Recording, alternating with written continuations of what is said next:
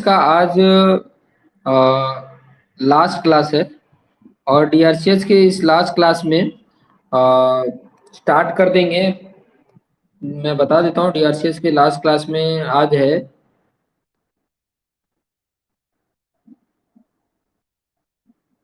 Last unit. ठीक है, डीआरसीएस का जो है लास्ट यूनिट है छठा यूनिट। और छठा यूनिट पता है axial loaded of short column and isolated column. ठीक है, तो उससे रिलेटेड क्वेश्चंस आपके स्क्रीन पर शो हो रहा होगा।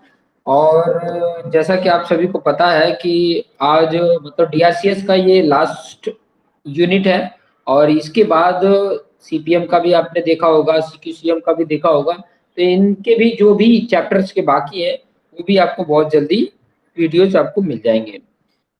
तो यहाँ पर पहला क्वेश्चन बोला है कि effective depth greater than 3 into least lateral dimension. तो ये किसके लिए है? कॉलम के लिए है, बीम के लिए है, पेडेस्ट्रियल के लिए या स्लैब के लिए? तो ये जो होता है इफेक्टिव डेप्थ जो होता है ये ग्रेटर होता है 3 इंटू लीस्ट लेटरल डायमेंशन। ठीक है, लेटरल डायमेंशन में जो सबसे कम होता है उसके 3 गुना से भी ज्यादा होता है इफेक्टिव डेप्थ। ये किसके लिए होता है? कॉलम के लिए होता है। तो ये पॉइंट भी याद रखेंगे। ठीक है, नेक्स्ट है इफेक्टिव डेप्थ लेस देन जो होता है 3 इंटू लीस्ट लेटरल डायमेंशन।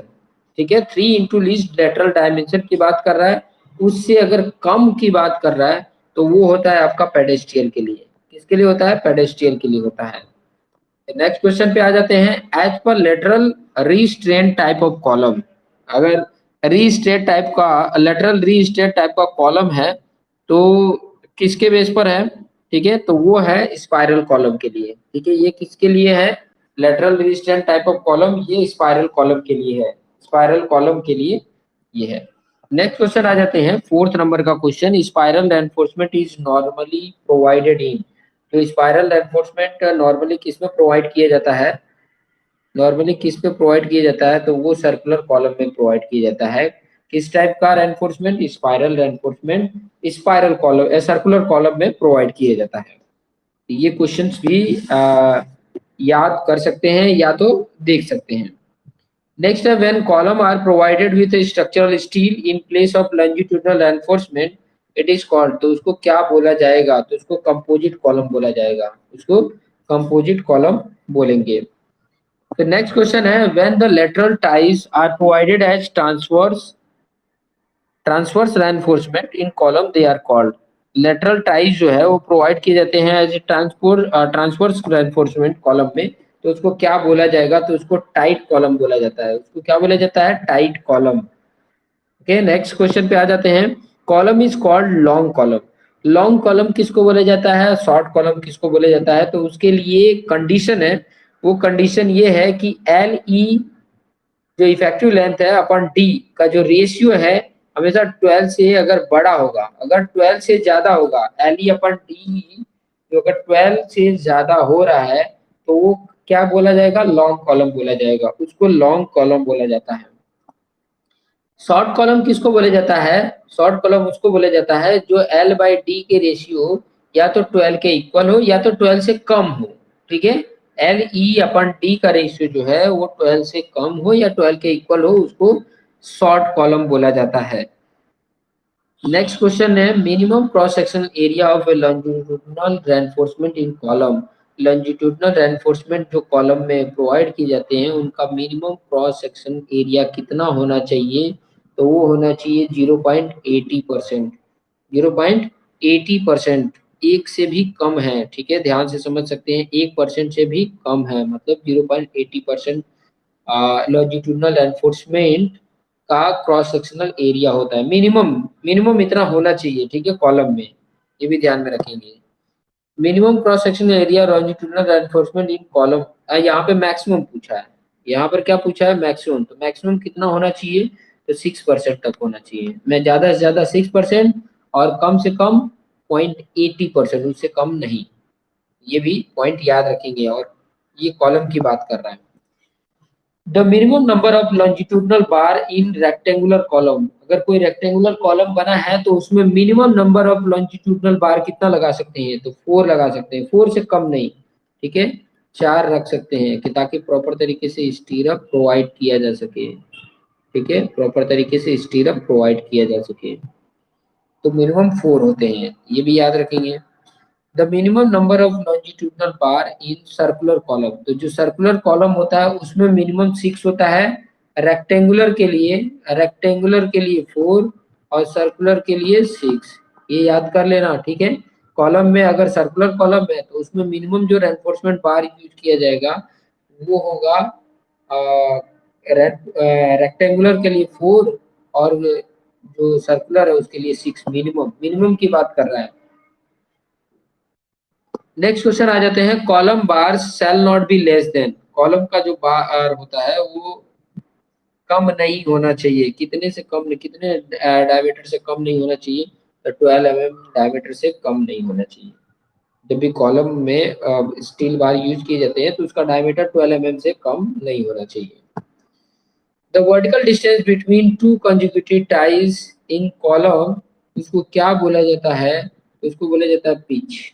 ठीक है, पिच, पिच किसको बोला जाता है कॉलम में, तो टू कंजिक्यूटिव टाइज के बीच में जो डिस्टेंस होता है वर्टिकल डिस्टेंस, उसको पिच बोला जाता है। The pitch of the transverse reinforcement shall be not more than list of the following, मतलब ज्यादा नहीं होना चाहिए इनमें से, लिस्ट ऑफ द, जो ये आपको ये जो दिए गए हैं इनसे ज्यादा नहीं होना चाहिए ट्रांसवर्स डिस्प्लेसमेंट का पिच। तो यहाँ पर ऑप्शन क्या हो सकता है, least lateral dimension, 16 into smallest diameter of the bar, या 300 mm। तो ये तीनों राइट है, तो ऑल ऑफ द एबो is the correct answer.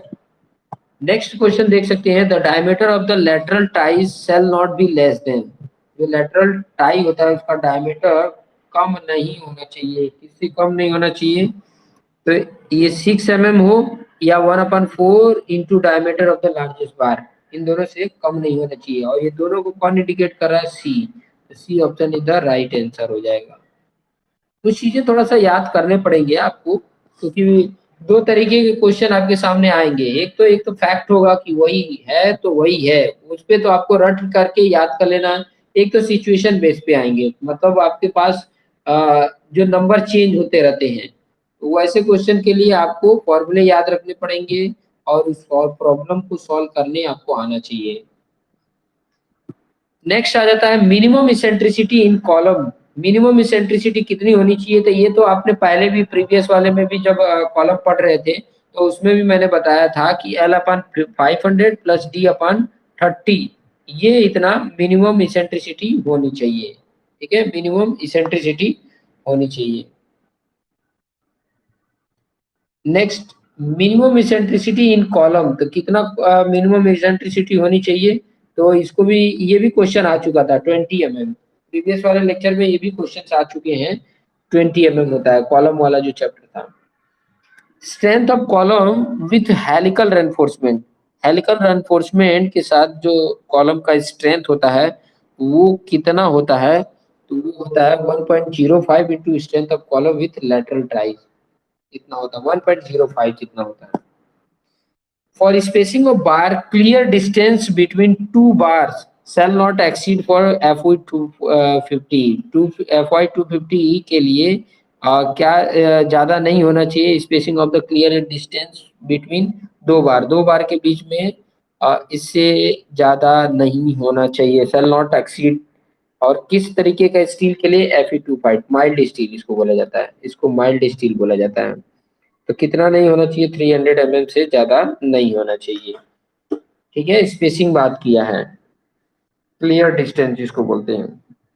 Next बोल सकते हैं, for spacing bar clear distance between two bar shall not exceed, ये HYSD बार है जो FY415 है, तो उसमें कितना होना चाहिए, 180 mm होना चाहिए। ठीक है, 180 mm से ज्यादा नहीं होना चाहिए, शैल नॉट भी एक्सीड बोला है, मतलब इससे ज्यादा नहीं होना चाहिए, 180 से ज्यादा नहीं होना चाहिए।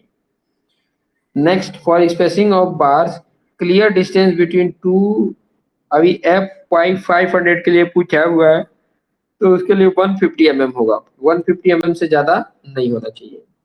नेक्स्ट है, when dowel bar are required, जब डोवेल बार की जरूरत हो,